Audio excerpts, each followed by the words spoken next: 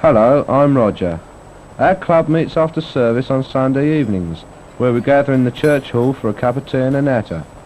It's an informal affair really, because most of us like the record player and a natter, although we have a programme of all kinds of activities as well. We have discussions on all kinds of topics, religion, politics, birds, the two-legged kind, and it's always a laugh each week to see which bloke is going with what bird. Sometimes we have a more social night, and then we really like to let off steam and go a bit mad.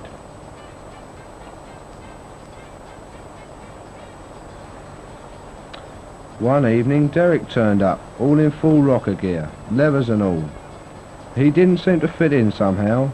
He didn't join in the dancing, he just stood there on his own against the wall.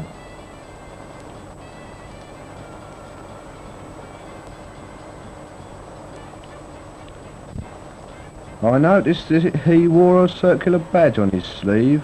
He told me it was the badge of the 59 Club for Rockers, run by a parson, Father Bill Shergold in Paddington. You'd better come and see it, he said. What like this, I asked. He replied, Simple, my son. I'll soon fix that.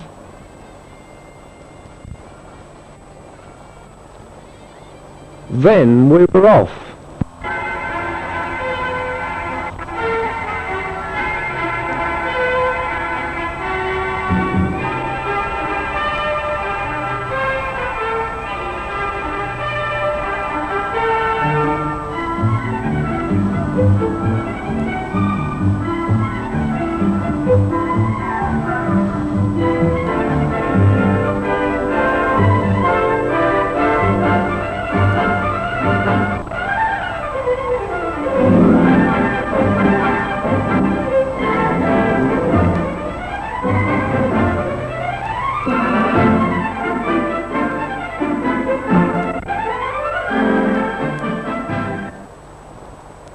The first sight we got of the place was the church of St Mary's, Paddington.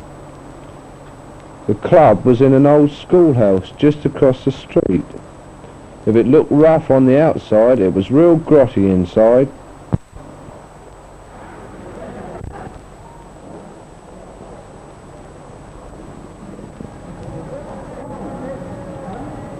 When we got in, we had to pay and put our skid lids in the helmet park.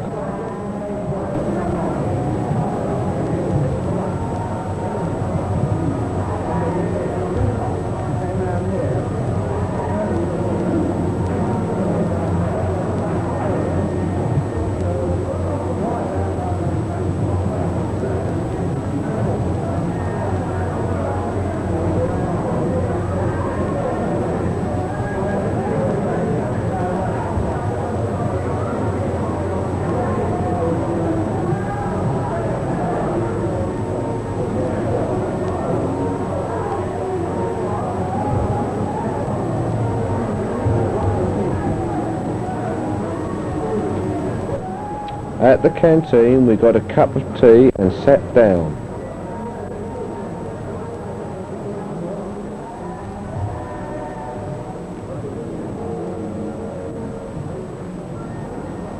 I'd never seen so many rockers in one place at the same time in all my life. Music was blaring in the background somewhere.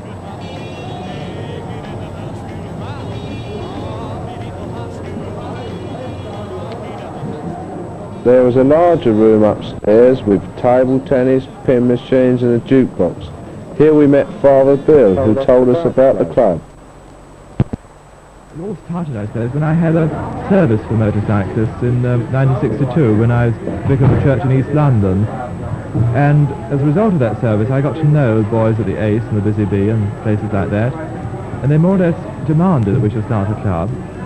And so we started a section of our youth club to be known as the sort of motorcycle section of the 59 Club.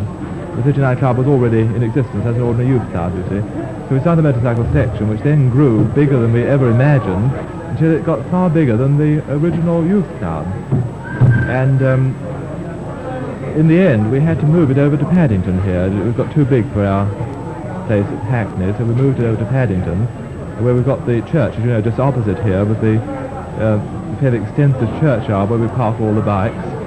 And then we've got this hall here where we have the actual club meetings. Father Bill, do you expect your members to come to church? Oh no, we don't have any kind of rule about that. Of course, we're very pleased that they do come, but it's all quite voluntary. There are no strings attached to the club at all. We do in fact get quite a lot on Sunday nights, and a very large number at our midnight service at Christmas, but we don't have any rule about it at all. Father Bill, is there any advice you give to motorcyclists or people using the road?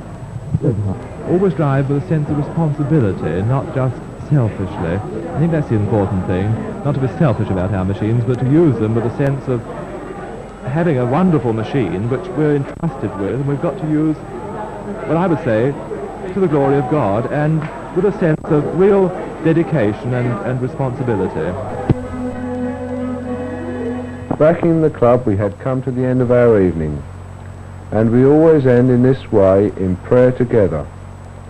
We may pray for rockers who scorch down the highways in the thrill of a ton on a powerful bike, and for scouts who explore life and help others, for the lonely soul and the refugee, for young people the world over.